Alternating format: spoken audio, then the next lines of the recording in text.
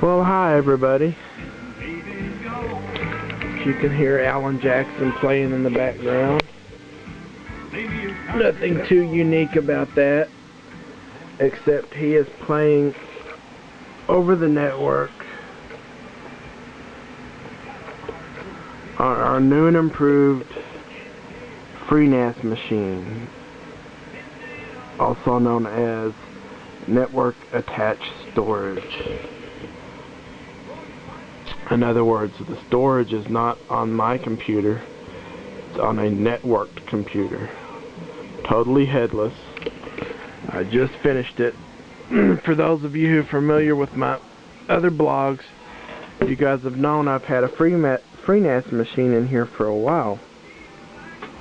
Well, the old FreeNAS machine is actually sitting over there on its side. The one that's in here now is a newer IBM ThinkCenter instead of a NetVista like was in there before. The big difference with this one is that it is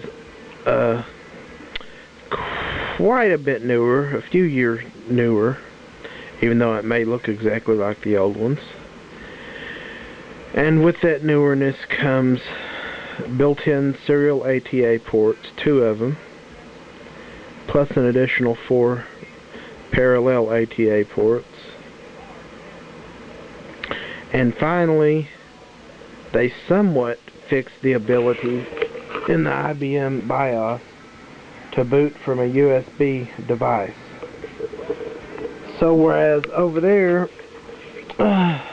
on that old piece, well, on the poor old FreeNAS box, FreeNAS box, it would boot to a FreeNAS CD and read and write the configuration file from an actual floppy disk.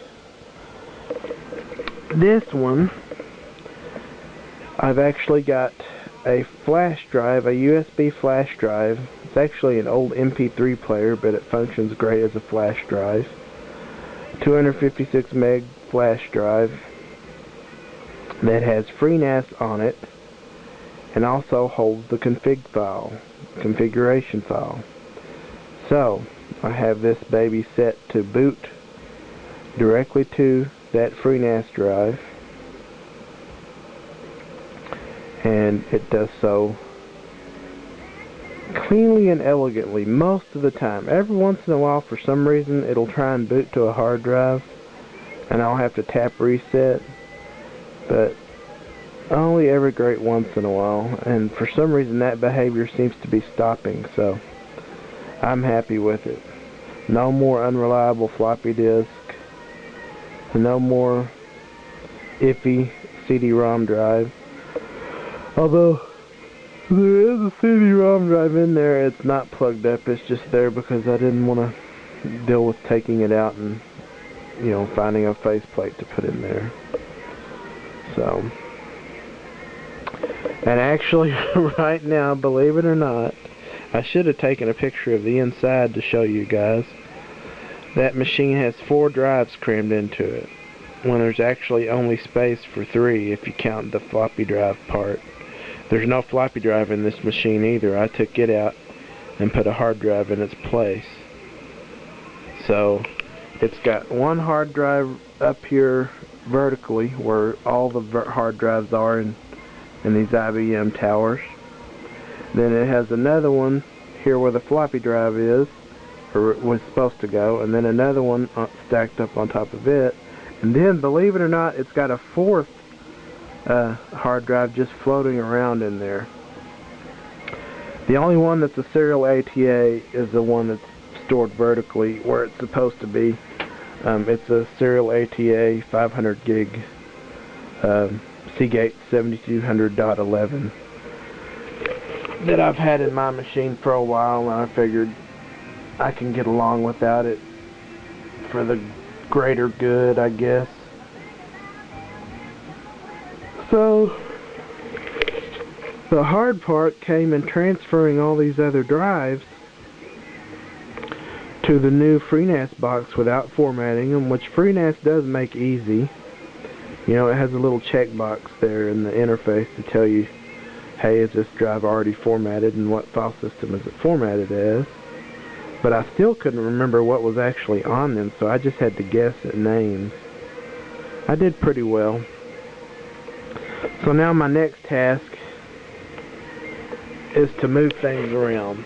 Whereas before, in total, we only had about 200 gigabytes of space, and that's with 160 gigabyte Maxter and 240 gigabyte Western Digital and a Seagate or something. Now we've got almost 700 gig to play with, and I'm not done yet. I want to get another one of the terabyte drives. They're so cheap now. I saw a 1.5 terabyte drive at Fry's not too long ago for 99 bucks. That would go great in the storage server.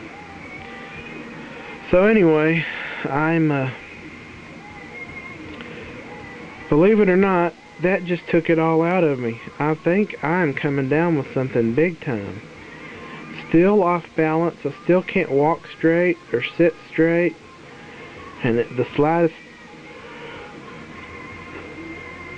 turn of my head seems to make me want to hurl and spin. The room spins around.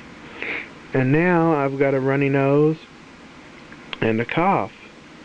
So yay. You might not be seeing a blog from me for a while. If I don't knock whatever this is out, I'm going to be in bed all the time. I even got the shivers now. Just crept up on me. Anyway, I don't know how much time I have left on this thing. How much? 7 minutes, so I'm doing good. I want to take this opportunity again. I try and do it once a week or every time I think about it.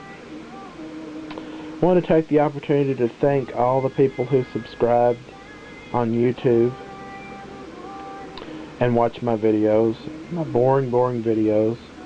And I want to thank all the people on Facebook, all my Facebook friends. One in particular, her name is Erica.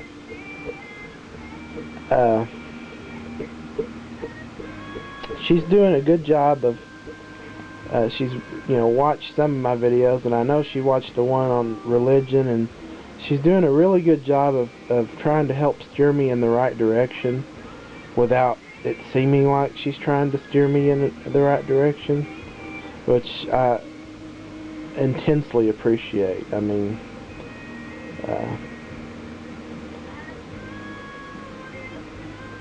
there's so many, I don't want to diss religious people or churchy people or anything, but there's so many that it seems like all they're out there to do is just grab you by the arm and march you into church, and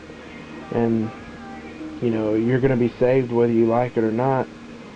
And she is totally not what I expected as far as that goes. And I endlessly appreciate that. So anyway, I'm running out of time, but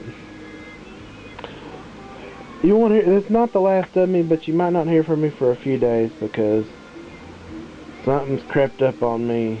Something's got a hold on me, and I have a feeling I'm going to be needing a box of cognacs and some chicken soup and lots of TV. I don't ever watch TV anymore.